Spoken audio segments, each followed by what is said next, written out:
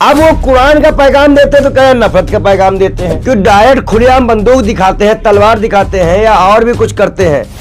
उनके लिए क्या प्रावधान, उनको जेल क्यों नहीं होती? खुलेआम अगर मुसलमान को, इस्लाम को गाली देने वाले सांसद पे कार्रवाई क्यों नहीं? वो इस्लाम में है और जो अल्लाह और कुरान को मानता है वो पूरे गुलाम रसूल है। अल्लाह पे विश्वास है, हमारे भगवान में विश्वास है। मुफ्ती साहब जैसे लोग ज्यादा दिन तक जेल के सलाखों के पीछे नहीं रहते। हम तो परवाने हैं, जल नहीं आए हैं, परेशान ना हो। मुल्ला हो गए पंडित जी। वसीम रिजवी क्या है? हाँ। उनकी बातों को सुनने में दिल में छूती है, आंख से आंसू निकल आते हैं। लेकिन मैं एक बात समझ नहीं पाता हूं कि वो कुरान का पैगाम देते हैं। ये कुरान है, इसकी वो बातें करते हैं। देखिए ये हमारी कुरान है, इसकी वो बातें करते हैं कुरान की। मेरे पास हिंदी में है कुरान पाक, पवित्र कुरान। अब वो कुरान का पैगाम देते हैं तो कहें नफरत का पैगाम देते हैं, और कहीं ना कहीं गिरफ्तारी बड़ी तेजी से हो जाती है। तो मैं आज एक सवाल फिर आपके चैनल के माध्यम से करूंगा कि डायरेक्ट खुलेआम बंदूक दिखाते हैं, तलवार दिखाते हैं या और भी कुछ करते हैं, उनके लिए क्या प्रावधान है? उनको जेल क्यों नहीं होती? खुलेआम अगर मुसलमान को, इस्लाम को गाली देने वाले सांसद पे कार्रवाई क्यों नहीं होती है? यतीश गंगानंद पे कार्रवाई क्यों नहीं होती है? कालीचरण पे कार्रवाई क्यों नहीं होती है? आप जवाब इस पे, सुरेश चौहान है, ऐसे तमाम ऐसे नमूने हैं। आपको क्यों लगता है कि क्यों नहीं होती है? आप बताइए क्यों नहीं होती? भाजपा के संरक्षण में है सब। अब मुझे तो एक दौर का जो है बहुत वाकया याद आ गया कि एक बार राज इंदौर साहब को पुलिस उठा ले गई। उन्होंने कहा सरकार चोर है, तो पुलिस का, कांग्रेस सरकार थी, पुलिस है, उनको अरेस्ट कर लिया। मुशायरा में जिक्र करते हैं हमेशा। हाँ। जिक्र था भी और जरूरी भी है सुनाना है आज के दौर में। तो ले गए वो लोग उनको पकड़ के। तो उन्होंने कहा यार मैंने कहा है कि सरकार चोर है, मैंने तो किसी का नाम ही नहीं लिया कि इंडिया की है कि ब्रिटेन की है कि पाकिस्तान की है, कहीं की भी हो। अब पुलिस वालों ने छोड़ दिया। अब मुफ्ती साहब वाला मामला भी यही फिर हो गया। उन्हें कुत्तों का दौर है। अब कहां कुत्तों का दौर है? अब क्या बीजेपी वाले अपने को कुत्ता समझते हैं? ये तो उनकी गलती है, मेरी तो है नहीं। तो वही मामला आ गया, तब क्या करेगी पुलिस को? छोड़ना पड़ जाएगा कि भाई कहां के कुत्ते का दौर है। अगर वो इजराइल को कुत्तों का दौर मानते हैं इसलिए मुकदमा कर रहे हैं, तो मुकदमा को हो ही नहीं सकता, मतलब नहीं है। आगे उन्हें गिरफ्तार किया गया तो पहली बात तो यह है कौन सी जगह के कुत्ते का दौर है, ये मामला आ जाएगा। अब अगर ये मामला आता है तो कौन जिम्मेदार होगा? तो फ्रॉड का केस हो जाएगा। पुलिस का कहते हैं ना, एक डायलॉग आता है, क्या कहते हैं वो, मोए मोए हो जाएगा। मोए मोए, हाँ मोए मोए हो जाएगा पुलिस का। कुछ मामला नहीं है। अब कहीं ना कहीं अब पुलिस अदालत में से खड़ी होगी, बोलेगी मोए मोए, और लोग वहां उनका मीम बनाएंगे, क्योंकि ये मजाक था। ये जो गिरफ्तारी है ये मजाक है कहीं ना कहीं। और दूसरा वाक्य पे आते हैं। अगर हजरी साहब कुरान का बयान करते हैं तो कुरान का बयान करना जायज है भाई, अपने धर्म को बढ़ाना जायज है, संविधान में हमारा इसका अधिकार भी है। तो उन्हें किस मुकदमे के तहत पुलिस अंदर करेगी? आपने एक शुरुआत, इंटरव्यू की शुरुआत में एक बात कही कि वो गुलामे रसूल है। आपने कहा तो गुलामे रसूल को ऐसी बात करनी चाहिए।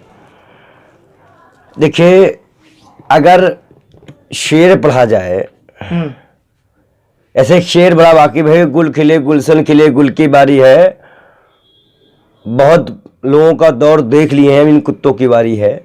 तो अगर ये शेर हो गया कि उन कुत्तों की बारी है कि बहुत दौर ऐसे देखा, ऐसे हमने इजरायलियों के लिए कहा था कि कुत्तों का दौर है, देखना पड़ेगा।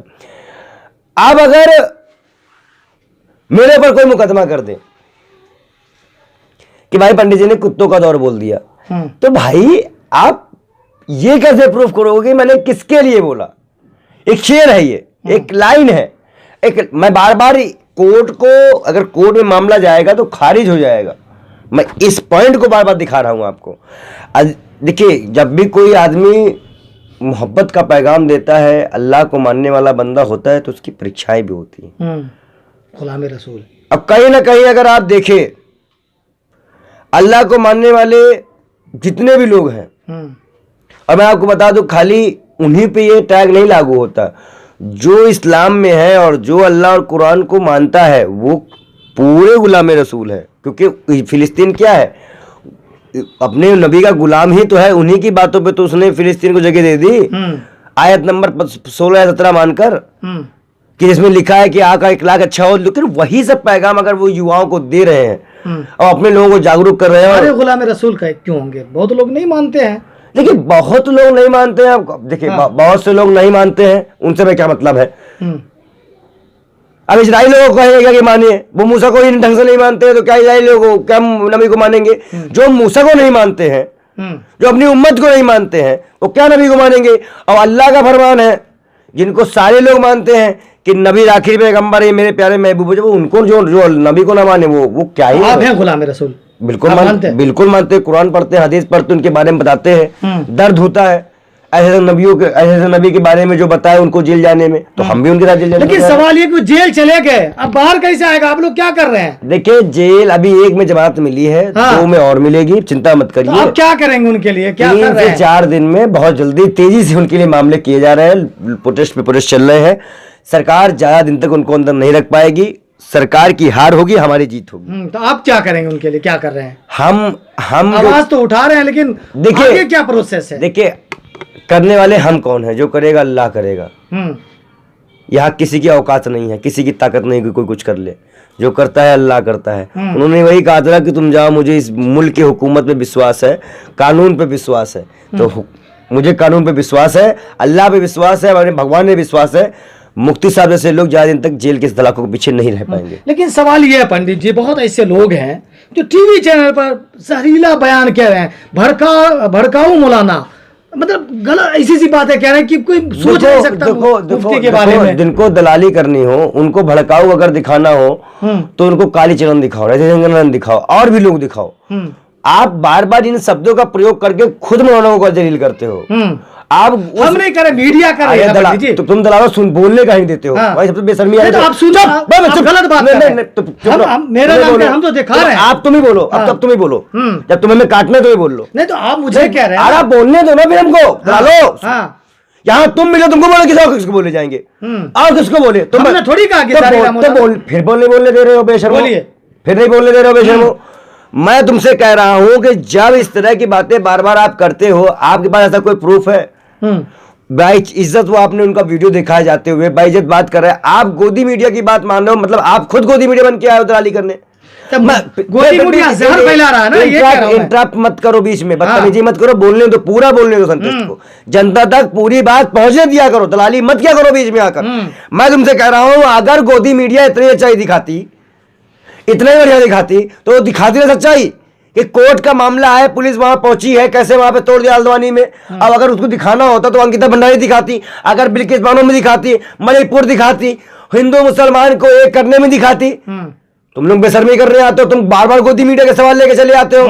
तुम्हारे पास तुम मेहनत करते हो, तुम्हें पुलिस पकड़ रही है भाई, गोदी मीडिया को नहीं पकड़ रही है पुलिस ग्राउंड से। लेकिन मुफ्ती साहब को छोड़ा कैसे जाएगा पंडित जी? अब तो दंगा भी हो गया हल्द्वानी में, उनको उनसे ही जोड़ दिया जाएगा, तुम्हारे बयान के बाद हुआ? नहीं देखिए, ऐसा कुछ नहीं हुआ है। बहुत जल्दी सुप्रीम कोर्ट के जज के पास एक नोटिस जाएगी उलमाओं की तरफ से, और इंटरनेशनल प्रेशर भी है भारत के ऊपर मुफ्ती साहब को छोड़ने के लिए, इंटरनेशनल है प्रेशर भी आ रहे हैं। बहुत जल्दी रिहाई होगी, आप चिंता मत करिए। मुफ्ती साहब इंडिया के नहीं वर्ल्ड के जाने माने चेहरे हैं। बहुत दिनों तक तो सरकार इनको नहीं रख पाएगी, बहुत दिनों तक तो नहीं रख पाएगी, और हम भी इस पे लगे हुए हैं। नहीं तो हम वैसे 12,000 संत भी जेल जाएंगे, जेल भरो आंदोलन करेंगे। जेल भरो आंदोलन तो फिर रजा कर रहे हैं। मुफ्ती साहब के लिए हम अपनी जान लगा देंगे, लेकिन उनको ज्यादा दिन तक जेल में नहीं देंगे। बहुत जल्दी अल्लाह की रहमत से वो जेल के बाहर होंगे, हम सबके बीच होंगे। आप कह रहे हैं कि जेल भरो आंदोलन करेंगे मुफ्ती साहब के लिए, आपको भी जेल भेज दिया जाएगा, गिरफ्तार कर लिया जाएगा? अच्छा तुम बताओ, तुम बहुत डरते हो जेल से, हम तो परवाने हैं, जल नहीं आए हैं, परेशान ना हो।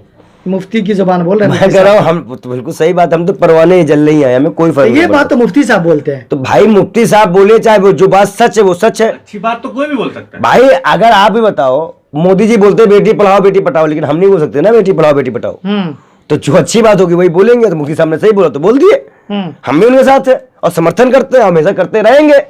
हम मुसलमान, हिंदू, दलित, आदिवासी, पिछड़ा सबके साथ हैं और हम सबकी आवाज है। मामला आज मुक्ति ऊपर नहीं, अभी हमारे शंकराचार्य में भी मामला आया था, तुमने इंटरव्यू किया है कि 5 लाख करोड़ उनके ऊपर लगाया गया। जो भाजपा के खिलाफ जाएगा, जो सरकार के खिलाफ जाएगा, उसको आप जेल में डाल दोगे, चाहे वो मुक्ति हो चाहे वो संत हो। तो मामला सब पे है, इसलिए हम सबके साथ हैं। बहुत प्यार आ रहा है मुफ्ती साहब से आपको? हमें सबसे प्यार है। तुमको गोदी मीडिया वालों को से ज्यादा प्यार है, तुमको मोदी ज्यादा प्यार है। हमें तो शंकराचार्य भी प्यार था, हमने कितना ब्यूटी बोला है। हमें इनसे प्यार है, हमें देश की अखंडता और एकता से प्यार है। इसलिए इस प्यार है, तभी तो आपको कमेंट्स आता है, आपको कहता है कि ये मुल्ला हो गए पंडित जी। वसीम रिजवी क्या है? हाँ, वसीम रिजवी क्या है, उससे पूछो बस। वसीम त्यागी है। खतना हुआ है ना, बस अब जाओ, इससे ज्यादा हम नहीं बोलेंगे। अब जाओ, खतरा कर, उनका खतरा चेक करवाओ उसको। तो उससे क्या हो जाएगा? अब जाओ ना, खतरा हमारे यहाँ हिंदू, उससे साबित थोड़ी था कि हमारे यहाँ हिंदुओं में खतरा नहीं होता।